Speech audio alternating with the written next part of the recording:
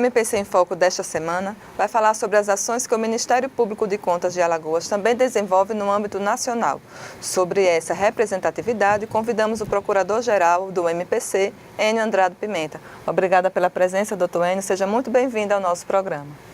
Oi, Andresa. É sempre uma satisfação estar falando com os telespectadores e o público alagoano sobre as atividades do Ministério Público de Contas. Doutor Enio, conta pra gente em quais órgãos nacionais o MP de Contas de Alagoas tem essa representatividade? Andresa, nós estamos aqui atuando no Tribunal de Contas no Estado, no Ministério Público de Contas, desde 2011, temos 7 anos. E a gente já tem uma boa representatividade nacionalmente. Nós exercemos funções tanto na AMPCOM, que é a associação dos membros do Ministério Público de Contas, a entidade de classe que representa a categoria, é o nosso colega Dr. Pedro Barbosa Neto, ele é o vice-presidente nacional da AMPCOM. E nós também atuamos no CNPGC, que é o Conselho Nacional dos Procuradores Gerais de Contas, no qual eu, como Procurador-Geral de Contas de Alagoas, tenho atuação como vice-presidente para a região Nordeste. E qual é o objetivo, doutor Enio, dessas entidades? Olha, a AMPCOM, ela tem uma atuação de fortalecimento do Ministério Público de Contas e também a defesa de interesses corporativos da categoria, Uma padronização da remuneração, uma padronização da estrutura administrativa do Ministério Público de Contas, uma entidade também aí que já vem com amplos serviços prestados. O presidente nacional da AMPCOM é o nosso colega procurador do TCU, o doutor Júlio Marcelo, que foi o ator da representação das pedaladas fiscais, que deu origem ao impeachment da presidente Dilma Rousseff. E nós, no Conselho Nacional do Ministério Público dos Procuradores Gerais de Contas, no CNPGC, também é uma entidade mais recente, mas que vem procurando desenvolver ações articuladas nacionalmente ou regionalmente no interesse da sociedade, no âmbito de cada estado, de acordo com a esfera de competência de cada Procurador-Geral de Contas. Então, vocês também fazem ações conjuntas.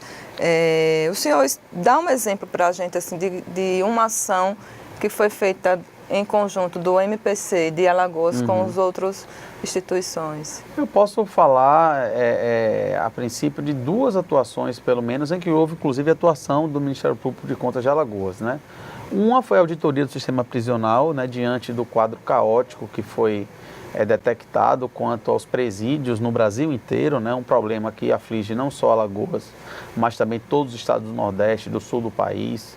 O Rio de Janeiro numa situação calamitosa de violência, que engloba também os presídios, E todos os procuradores gerais de contas do país entraram com representações no tribunal para que fossem feitas auditorias no sistema prisional, a fim de detectar falhas e propor encaminhamentos e correções no problema carcerário do país. Uma outra atuação que nós temos, que estamos fazendo atualmente, é o monitoramento do processo de desertificação e mitigação dos efeitos da seca em todos os estados da região Nordeste e mais o norte de Minas e o norte do Espírito Santo, que também tem áreas sujeitas à desertificação.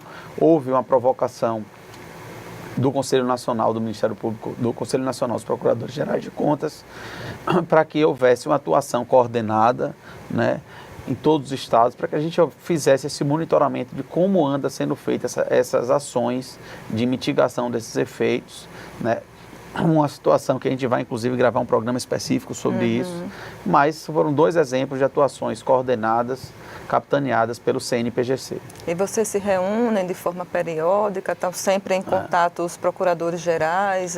A gente tem hoje, com a tecnologia, facilita muito o contato e a integração dos procuradores gerais, Nós temos um grupo de WhatsApp para os procuradores gerais de contas do país inteiro. Temos um grupo regional para a região Nordeste, do qual eu tenho a honra de ser o vice-presidente, e nós costumamos trocar informações, arquivos, representações que são feitas em cada estado, e também fazemos reuniões periódicas, Houve recentemente em Curitiba, inclusive nós apresentamos um trabalho no Conselho Nacional dos Procuradores Gerais de Contas, isso está no nosso site na internet. E agora, no dia 22 de maio, nós vamos ter uma reunião específica para os procuradores gerais de contas da região Nordeste, que vai ser realizada na cidade de São Luís, no Maranhão, conjuntamente com o evento que trata de combate à corrupção, que vai estar sendo realizado no Tribunal de Contas daquele estado.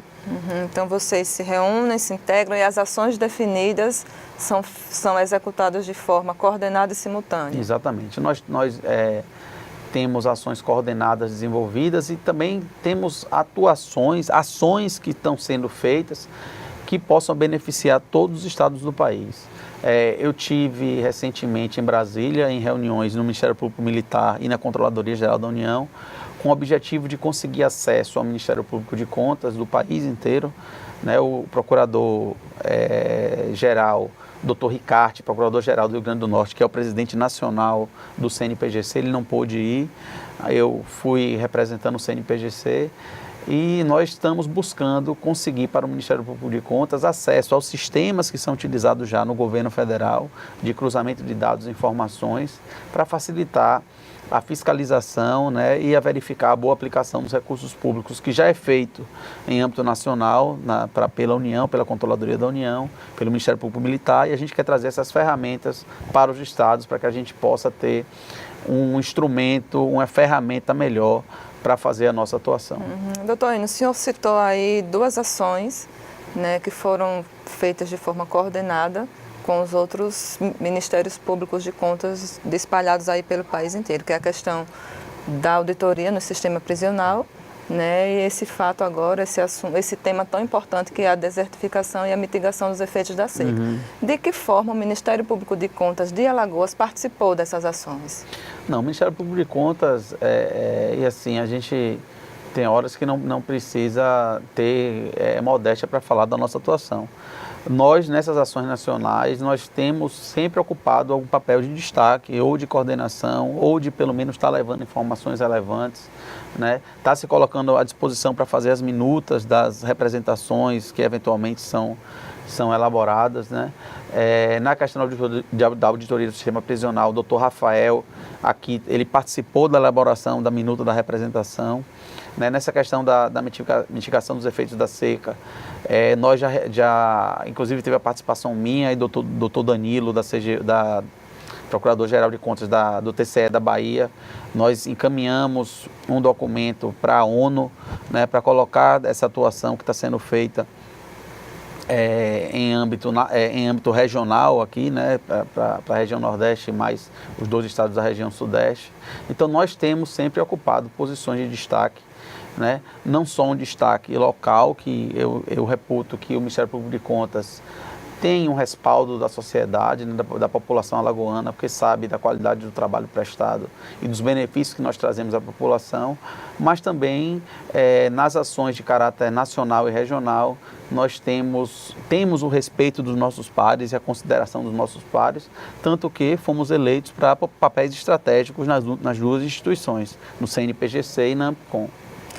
Para o Ministério Público de Contas daqui de Alagoas, que o senhor é procurador-geral, qual a importância dessa representatividade nacional? Olha só, facilita muito, Andresa, a gente ter acesso a representações e a pareceres que estão sendo feitos no país inteiro e que também têm uma repercussão aqui no estado.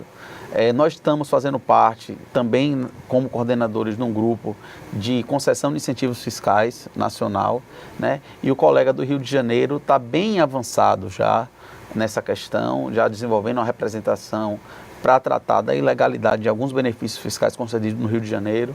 O nosso colega de Goiás também já está bastante avançado, o doutor Fernando, o do Rio de Janeiro, doutor Sérgio, Goiás, doutor Fernando, também já está avançado. Lá teve recentemente uma concessão de incentivo fiscal para a Mitsubishi, que deu 13 bilhões de reais de incentivo fiscal por 20 anos, um volume significativo de recursos.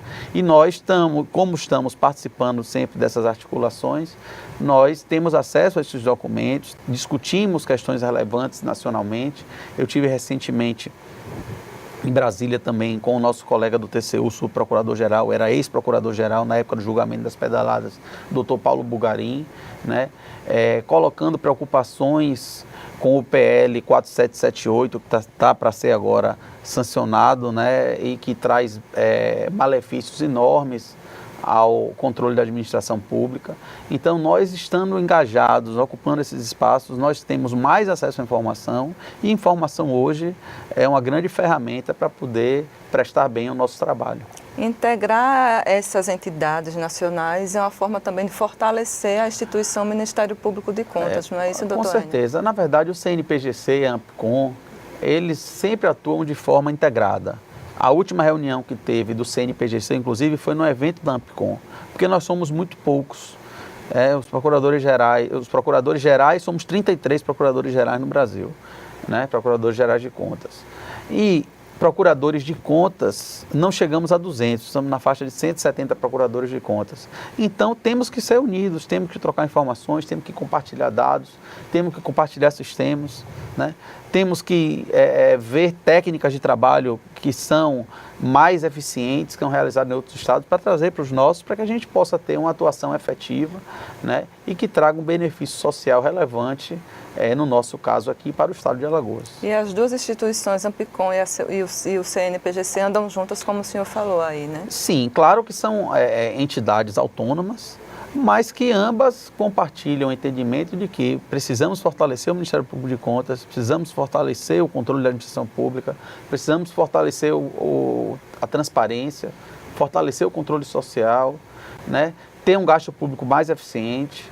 Então, se ambas as instituições compartilham das mesmas ideias, né, dos mesmos ideais, não tem por que caminharem cada uma no sentido, caminhar juntas, né, que no final das contas